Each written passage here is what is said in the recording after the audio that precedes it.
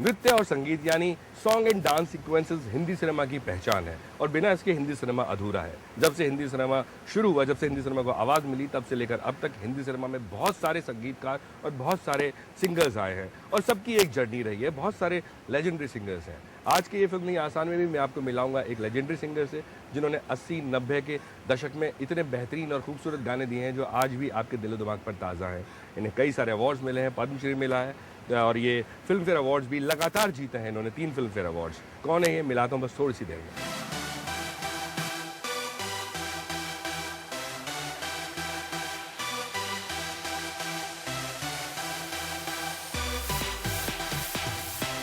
कैसी है मैम? जी, मैं बात कर रहा था कविता कृष्णमूर्ति जी की, लेजेंडरी सिंगर, और बॉलीवुड को इतने गाने दिए हैं, खाली बॉलीवुड को नहीं बल्कि हर भाषा में करीब करीब अपने गाने गाए हैं। और करियर की बात करूँ तो 40 साल से ऊपर का करियर है। और हम लोग इस वक्त बैठे हुए हैं श्री प्रिंसेस होटल में। आपकी पैदाइश दिल्ली में, आप पली बड़ी हैं। और सबसे मज़े की बात है कि जब मैं कविता जी के बारे में पढ़ रहा था तो मुझे जान के आश्चर्य हुआ कि आपको बंगाली भी आती है, आपको हिंदी भी आती है, आपको बाकी जो साउथ इंडियन लैंग्वेजेस हैं उनमें भी आपको महारत है, तमिल आती है। जी, आपने कन्नड़ा के भी गाने गाए हैं। और पहला गाना आपने कन्नड़ा से ही गाया। सबसे पहला साउथ इंडियन सॉन्ग मेरा कन्नड़ा का था। जी, 76 या 78 की बात है। My God, you are extremely good. Thank you for knowing all this. नहीं, मैं आने से पहले मेरा फर्ज बनता है अपना काम करना। Thank you so much. तो 76 78 में शायद ये गाना आपने गाया था। आप सेंट जेवियर्स में पढ़ने के लिए इधर आ गई थी, शायद 14 साल की आपकी उम्र थी। I was about close to 15 and half. Hindi cinema उस वक्त भी और आज भी सबका एक डेस्टिनेशन होता है कि वहाँ पे जाके आप गाएं। किसने घर में आपको, आप अपने चाचा चाची के साथ रहते हैं, अंकल आंटी के साथ थे? अंकल आंटी हैं, तो बंगाली थे। ते बंगाली रिश्तेदारी नहीं थी पर इतनी क्लोज फ्रेंडशिप थी कि एक ही घर में मैं पली हूँ। 2 किचन हुआ करता था, एक नॉन वेजिटेरियन किचन और एक वेजिटेरियन किचन।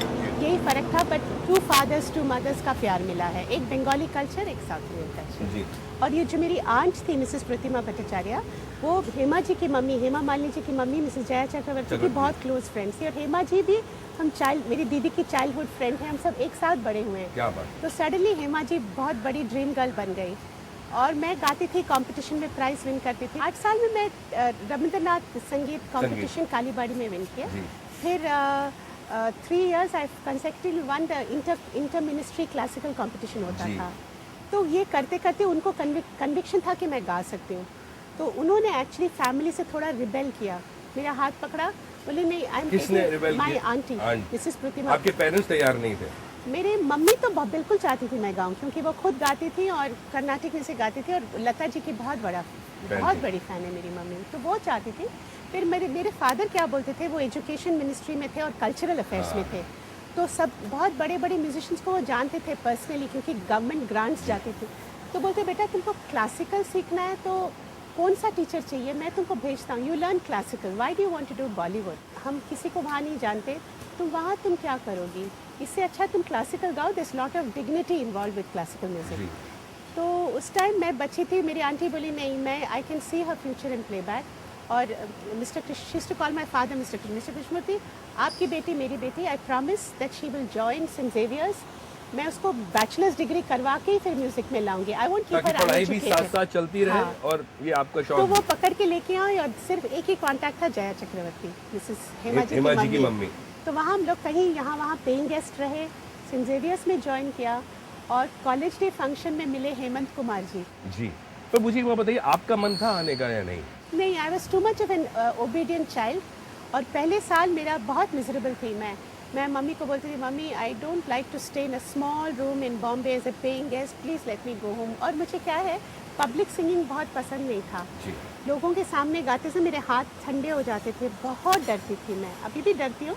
मुझे महालक्ष्मी मंदिर है ना, जी, वहाँ ऐसे समुंदर के सामने वो रॉक्स हुआ करते थे, वहाँ मुझे बिठाती थी और she used to tell me, बेटा देखो, you have to stand on your own 2 feet, I am seeing your future as a great singer.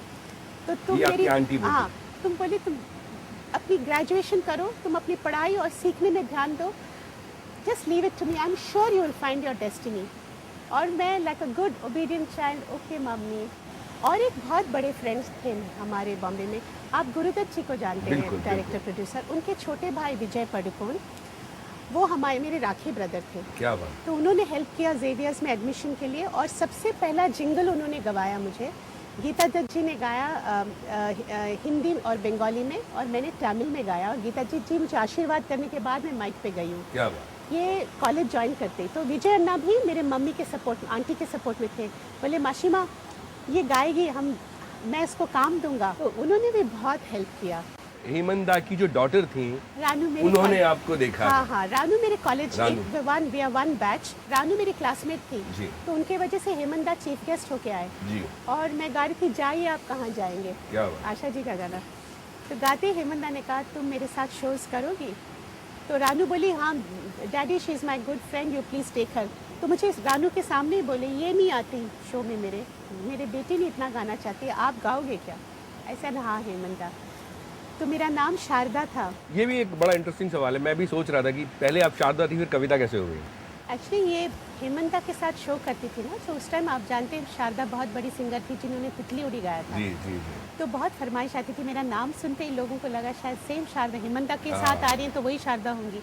तो बैक स्टेज आते ही हेमंता बोले नहीं चलेगा, नाम बदल दो। मेरी आंटी की एक ही बेटी है, मामुनी की एक ही बेटी है नंदिता, मेरी बड़ी दीदी। तो वो नंदिता है करके इन्होंने कहा तुमको तुम्हारा नाम मैं कविता रखती हूँ। तो मामुनी ने मेरा नाम बदला, और कविता करने के बाद मेरे I feel that Kavita has been good for मी।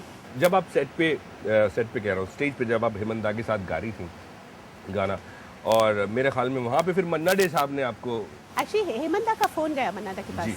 कि ये लड़की मेरे साथ गाती है, मुझे लगता है इसका बेसिक क्लासिकल ट्रेनिंग भी है, तुम एक लड़की ढूंढ रहे हो स्टेज के लिए, ये she will be the right person. तो मन्ना डे के साथ मेरी वैसे मुलाकात नहीं हुई, उन्होंने फ़ोन कहा सूरत में शो है तुम पहुँच जाओ।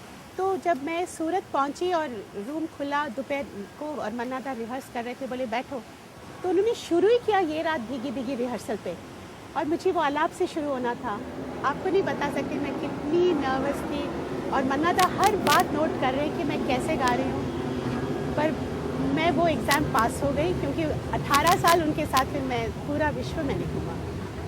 अगर मैं बात करूं फिल्मों की, मेरे ख्याल में पहले आपको लक्ष्मीकांत प्यारेलाल साहब के पास आप गई, और मैं बता देना चाहता हूं ऑडियंस को भी कि जो शुरू में डब किए आपने आवाज़ें, जब गाना बनता है तो गाने को धुन जो होती है उसके लिए एक सिंगर होते हैं जो सिंगर उसको गाते हैं, और फिर उसको देख के जो मेन सिंगर होते हैं वो गाने गाते हैं, तो वो उसको हम डबिंग बोलते हैं।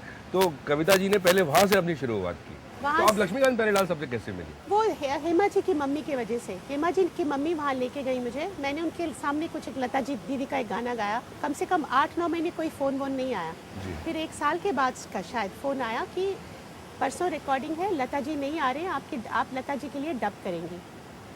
तो कितने साल की थी तब ये मैं आपको ये बात कर रही हूँ 1978 की। तो 1978 में मेरी जो सिलसिला डबिंग की शुरू हुई लक्ष्मीकांत प्यारेलाल की, 5-6 साल मैं डब करते गई, बहुत सारे गाने लता जी का। तो डबिंग का पैसा मिलता था उस वक्त? हाँ, पैसा आराम से मिलता, मैं तो खुश होती थी, पैसे मिलते थे। इतना बड़ा ऑर्केस्ट्रा होता था, उस ऑर्केस्ट्रा में आप सोचिए हरि जी फ्लूट बजा रहे हैं, हरि प्रसाद जी फ्लूट बजा रहे हैं, कभी कभी शिव कुमार जी संतूर बजा रहे हैं, बड़े बड़े आर्टिस्ट, और लाइव गाना, और एक टेंशन कि मैंने मिस्टेक किया तो ये गाना मेरे वजह से कट होगा। डांट पड़ती थी जब मिस्टेक होती थी? नहीं, बहुत प्यार से काम कर। लक्ष्मी जी तो आपको बताऊं, जितने साल लक्ष्मी जी जिंदा थे और मैंने उनके साथ काम किया, कभी सिंगर के साथ उनकी वॉइस ऐसा, मतलब नीचे के सा से ऊपर के सा के तरफ कभी नहीं। क्या बात है। अच्छा, कितनी खूबसूरती से। थोड़े शॉर्ट टेम्पर्ड थे प्यारे भाई। हाँ, प्यारे भाई आते थे दरवाजा खोल के, कभी म्यूजिशियंस को कुछ बोलते कि प्रोड्यूसर्स का पैसा वेस्ट हो रहा है, तुम लोग कर क्या रहे हो।